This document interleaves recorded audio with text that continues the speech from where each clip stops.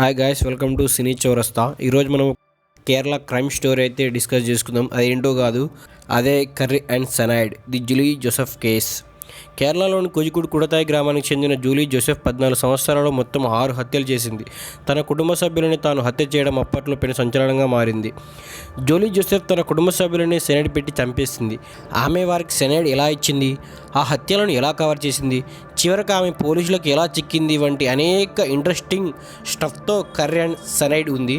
Julie Joseph అనే మహిళ తెలివిగా 6గురిని చంపేసింది. అన్నింటికీ అనుమానాస్పద మృతులుగా కట్టుకథలు అల్లింది.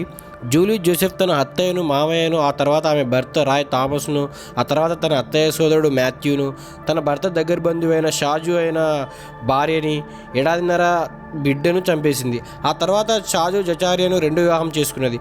అయితే జూలీ జోసెఫ్ భర్త సోదరి అనుమానంతో పోలీసులకు ఫిర్యాదు చేయడంతో పోలీసులు దర్యాప్తు మొదలుపెట్టారు. దాంతో చాలా విషయాలు బయటపడ్డాయి. ఆస్తి తనకు దక్కాలన్న అత్యాశతోనే అందరినీ చంపిన జూలీ జోసెఫ్ని పోలీసులు అరెస్ట్ చేశారు. ఈ సంఘటన ఆధారంగా తెరకెక్కిన ఈ డాక్యుమెంటరీ ఓటీటీలో రిలీజ్ అయింది. ఇది నెట్ఫ్లిక్స్లో ఉందన్నమాట. నాకైతే చాలా బాగా నచ్చింది. థ్రిల్లర్లా అనిపించింది. సేమ్ ఒక థ్రిల్లర్ ఫిలిం చూసినట్టు అనిపించింది. 1.5 hours ఉంటుంది ఓటీటీలో.